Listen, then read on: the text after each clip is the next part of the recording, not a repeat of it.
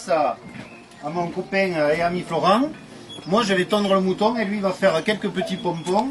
C'est un peu le côté esthétique de la transhumance pyrénéenne, quoi. Voilà. Donc je vous présente un peu le matériel puisqu'on est là. Donc ici vous avez la tondeuse suspendue, il y a plusieurs styles de tondeuse. Une tondeuse suspendue, il y a une cardan ici qui entraîne la poignée. Donc la poignée, je l'avais cachée à cause des moutons, elle est ici. Voilà, il y a la poignée avec un peigne ici et un contre-peigne. C'est comme une tondeuse de coiffeur sauf que c'est plus costaud, quoi. Voilà. Ici, ça à quoi ça sert? Est-ce que vous savez à quoi ça sert ça? C'est une balançoire. C'est ça, c'est pour pas que le tondeur se fasse mal au dos. En fait, ça aide le tondeur à se baisser, en fait. Voilà. Donc il y a deux techniques de tonte. Il y a la technique française dite montmorillonnaise où l'on attaque la brebis par l'épaule et on finit par les fesses. Et on tombe avec les deux mains. Donc moi c'est ma technique. J'ai appris comme ça, je l'ai un peu arrangé à ma façon. Et ensuite il y a la technique qu'on voit partout, sur YouTube, partout. C'est la bohème qui est néo-zélandaise. On attaque la brebis par la cuisse et on finit par l'épaule. Et c'est plus adapté pour des brebis laineuses, très laineuses. Voilà, c'est vachement technique en fait. Bon, ben, on va pouvoir attaquer si vous êtes prêts. Hein? Allez.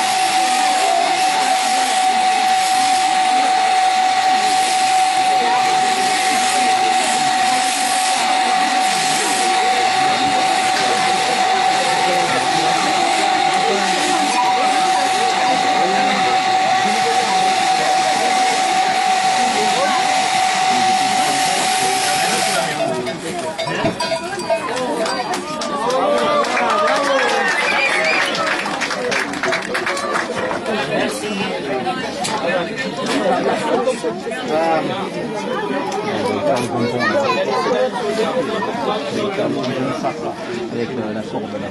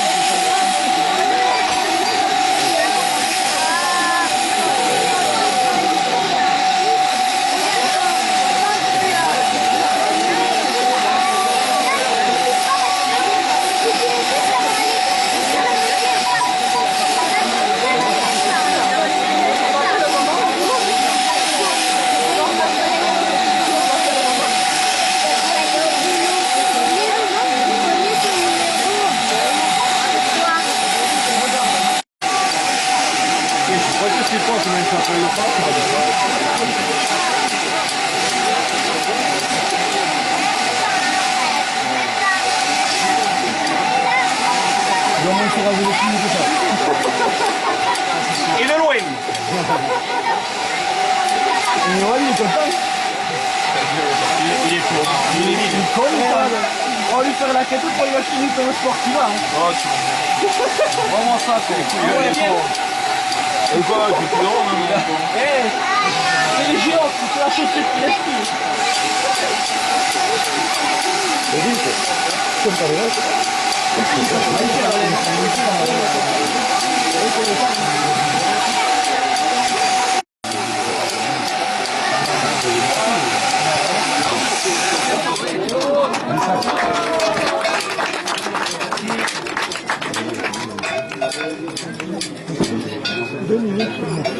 Il y a notre ciseau, Florent. On va t'aider, va. Il a longtemps, hein? Mais je suis à 19h, c'est cuir.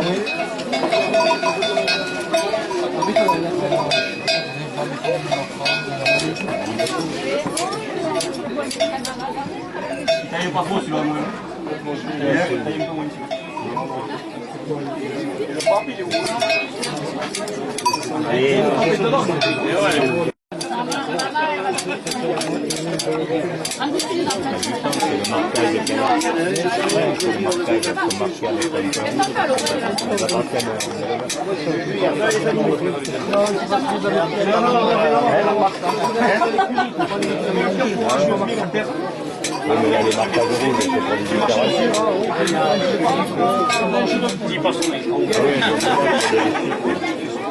Bon, on y va, Michael.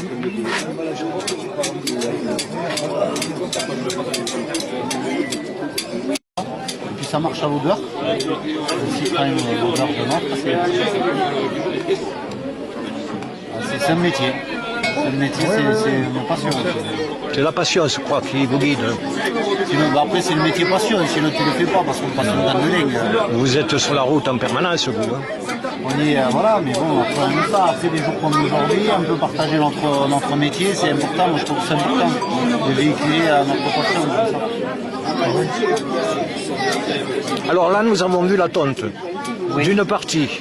Oui. J'imagine qu'il va te rester beaucoup de travail encore.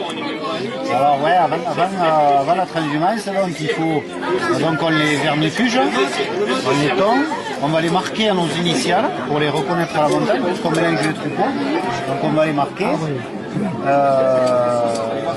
On les bouche, Oui. on les bouche contre les parasites, contre les tiques, la gale aussi. Alors les tiques, moi je mets. C'est un futur bélier qui est né à l'automne, donc en fait il a 8 mois. Et, il a 8 mois. Ouais, il a 8 mois. Il est costaud, Il a 8 mois, comme ça. ouais. Donc il est né sur mon exploitation et bon, c'était un des meilleurs. Et on l'a gardé pour faire un futur producteur. Ah oui, c'est ça, c'est le producteur. Un futur producteur. Donc on l'a mis là, en fait, et normalement il devait faire un panneau. On voulait faire une petite tombola en mettant le poids du bélier et après nous offrions Un gigot. Oui, on a entendu ça. Oui. Il n'y a jamais d'insémination artificielle avec les brebis. ça se faisait, mais maintenant il n'y a plus de centre de sélection. Ah ouais. Il n'y a plus Donc de centre on laisse la nature. récupérer. Voilà. Non, mais les béliers, ça marche. J'en ai beaucoup, moi. Normalement, c'est 1 pour 50 brebis. Et moi, j'en ai 14, 15. Parce que, le hasard, ça. voilà, après, quand tout le monde ne garde pas de bélier, mais quand il y en a un qui est en panne, parce que des fois ils se battent, ils se tuent, et bien alors Noël, oui, t'es en bélier, oui, viens. C'est simple. Il vaut mieux l'avoir à vendre qu'à acheter le bélier. Ça coûte cher. Rien n'est perdu. Parce qu'il est reproducteur. Parce qu'il est reproducteur. Producteur. Ah ben oui, fatalement. Et ils ont, avec les autres, avec les brebis toute l'année, qu'au moment de la Ah non, comme moment, et sinon, en plus, une race très fertile, et on aurait des agneaux. Et nous, en fait, on cale par rapport à la transhumance, à l'estime. Nous, il ne nous faut pas d'agneaux de cette période de juin Ah, il faut calculer. à septembre, là, il ne nous faut pas d'agneaux. Parce que sinon, elles sont fertiles toute l'année. Sinon, on aurait des agneaux tout le temps. Et 2 agneaux par an, enfin 2 agneaux là, par an, plutôt, et après, c'est plus, ça a plus de sens.